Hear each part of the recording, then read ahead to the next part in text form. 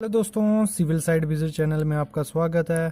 तो फ्रेंड्स, आज का टॉपिक है हमारा thumb rule for design of column. मतलब कॉलम को डिज़ाइन करने के लिए जो थंब रूल होता है उसके बारे में मैं आज आपको बताऊंगा कि हम कॉलम को थंब रूल से कैसे डिज़ाइन करेंगे, क्या कंडीशंस देखनी है उसमें, क्या हमें मतलब जब किसी भी कॉलम को डिज़ाइन करना है तो उसमें क्या क्या चीज़ें हमें नोटिस करके करनी होती हैं। ठीक है, सबसे पहले मेन 3 चीज़ें ये हैं जिनके बेसिस पे पूरा मतलब आप अच्छे से कॉलम डिज़ाइन कर सकते हो अकॉर्डिंग टू थंब रूल। ठीक है, ये कोई स्टैंडर्ड तरीका नहीं है। मतलब जो घर की कंस्ट्रक्शन रहेगी छोटी मोटी, या जो आपको बिल्डिंग बनानी पड़ेगी मतलब घर के लिए, जहाँ छोटा सा हाउस की कंस्ट्रक्शन में, उसमें आप इजीली थंब रूल से कॉलम को डिज़ाइन कर सकते हो। मतलब ये स्टैंडर्ड से ही लिया गया है, क्योंकि जो हमारी पुरानी मतलब थंब रूल कहाँ से बनता है, जो भी हमारी पुरानी कंस्ट्रक्शन हुई हैं उनको नज़रें में रखते हुए ये थंब रूल बनाया जाता है। ठीक है, जो हमारी पहले कंस्ट्रक्शन में गलतियाँ हुई हैं या जो मिस्टेक्स हैं उनको देख के या उनके अकॉर्डिंग पूरा थंब रूल से कॉलम डिज़ाइन किया जाता है। ठीक है, तो थंब रूल में पहले मतलब आपको क्या है, साइज़ ऑफ कॉलम। मतलब अगर कॉलम को डिज़ाइन करना है, मेन चीज़ क्या रहती है कॉलम को डिज़ाइन करने में, उसका साइज़। ठीक है, पहला हो गया साइज़, और डिस्टेंस दूसरा हो गया हमारा डिस्टेंस बिटवीन कॉलम्स, मतलब कॉलम्स के बीच में डिस्टेंस। तीसरा आ गया अलाइनमेंट ऑफ कॉलम। ठीक है, ये 3 हो गया। तो मतलब आगे मैं अभी आपको एक एक करके इनके बारे में बताते जाता हूँ।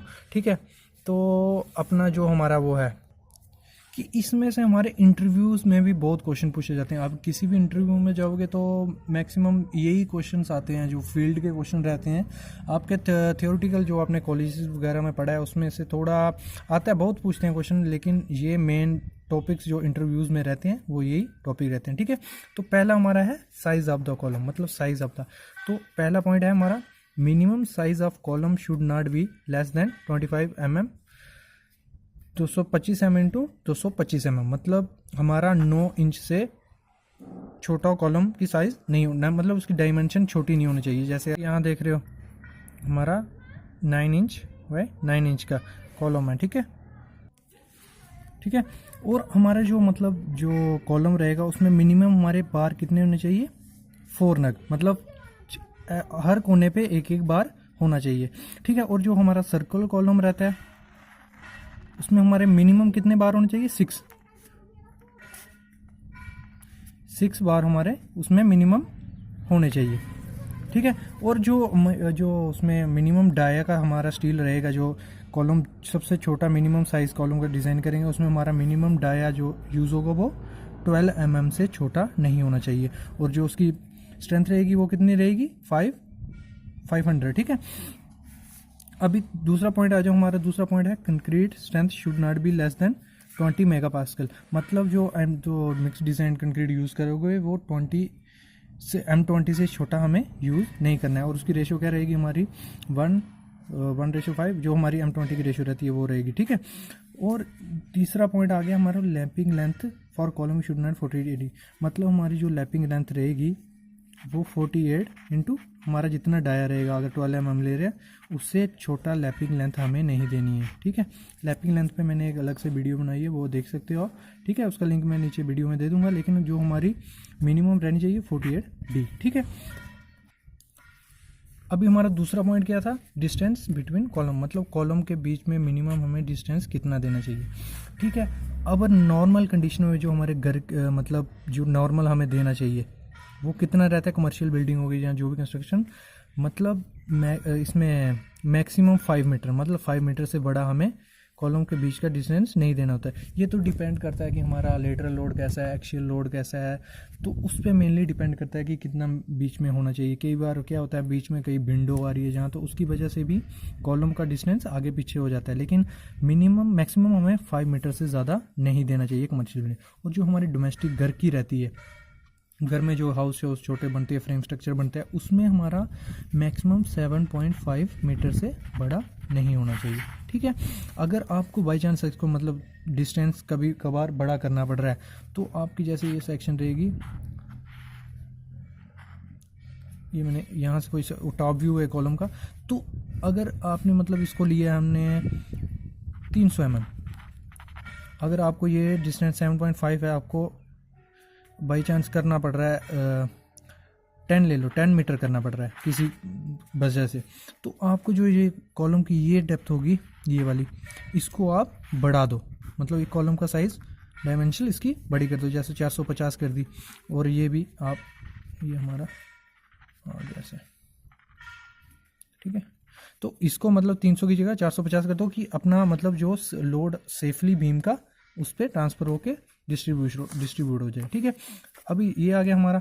अभी दूसरा पॉइंट आता है हमारी जो मतलब हमारी G+1 बिल्डिंग होगी, मतलब ग्राउंड फ्लोर एक स्टोरी टू डबल स्टोरी, तो उसमें आप साइज़ 9 इंच बाई 12 इंच लेना पड़ेगा उसमें।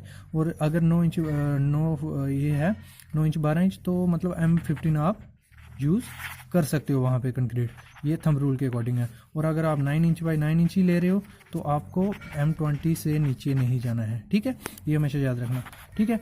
अभी आ जाओ हमारे मतलब जो थंब रूल के हिसाब से अगर आपको कॉलम का साइज़ देना है, मतलब अगर 10 स्टोरी की बिल्डिंग है या 20 स्टोरी की बिल्डिंग है या 30 स्टोरी की बिल्डिंग है, तो किस हिसाब से मतलब कॉलम का साइज़ होना चाहिए एज अकॉर्डिंग थंब रूल, ठीक है। सबसे पहले आ जाओ 10 स्टोरी की बिल्डिंग है, अगर जो 10 स्टोरी की बिल्डिंग है 1 से लेके 10 तक जो हमारा कॉलम का साइज़ रहेगा वो कितना रहेगा 700 बाई 700 mm, मतलब कंटिन्यूसली वही सेम साइज़ रहेगा एक ग्राउंड फ्लोर से टॉप फ्लोर तक।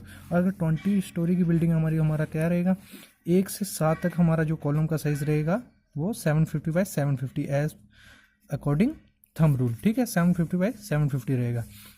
और जब 8 से 14 तक रहेगा हमारा तो वो कितना हो जाएगा 600 बाई 600, मतलब जैसे जैसे बिल्डिंग इंक्रीज होती जाती है, मतलब हाइट में उसका अल्टीट्यूड एलिवेशन बढ़ती जाती है, तो हमारा साइज़ ऑफ कॉलम कम होता जाता है, ठीक है। तीसरा अगर 15 to 20 हो जाएगा जब, तो हमारा कॉलम का साइज़ कितना हो जाएगा 450 बाई 450। वैसे ही 30 स्टोरी की बिल्डिंग अगर, तो हम ग्राउंड फ्लोर से हम कितना स्टार्ट करेंगे कॉलम का size 800 by 800 as according to thumb rule. और जब 11वीं मंजिल पे पहुंचेंगे तो हमारा कितना हो जाएगा साइज़ 650 बाई 650। और जब 21 से 30 तक हमारा मिनिमम कितना लेना होता है हमने 475, ये हमारा मिनिमम है, मतलब मैक्सिमम आप ले सकते हो अकॉर्डिंग टू लोड, वो आपको आर्किटेक्ट या ड्राइंग के हिसाब से हो सकता है, लेकिन as according to thumb rule हम ये साइज़ मिनिमम लेके चल सकते हैं, ठीक है फ्रेंड। तो ये मतलब सिंपल फंड है आपको, मतलब किसी भी कॉलम को डिज़ाइन करने का ये 3-4 चीज़ें याद रखनी है। और थर्ड पॉइंट था हमारा अलाइनमेंट ऑफ कॉलम। तो अलाइनमेंट में कुछ नहीं है ज़्यादा कि हमें मतलब 2 चीज़ें याद रखनी है अलाइनमेंट में, जो हम मतलब मैक्सिमम हमें रेक्टेंगुलर कॉलम के साथ ही जाना चाहिए, क्योंकि ये इजीली मतलब इनमें सेंटर टू सेंटर ग्रिड से हम लेके इजीली इसमें मतलब मिस्टेक करने के चांसेस कम हो जाते हैं, ठीक है। एक ये हो गया। और दूसरा हमारा मतलब जो भी कॉलम हमें एक पैटर्न में डिज़ाइन करने चाहिए, मतलब जिग जैग नहीं हो, इससे क्या होगा हमारी मिस्टेक होने की चांसेस ज़्यादा हो जाएंगे, ठीक है।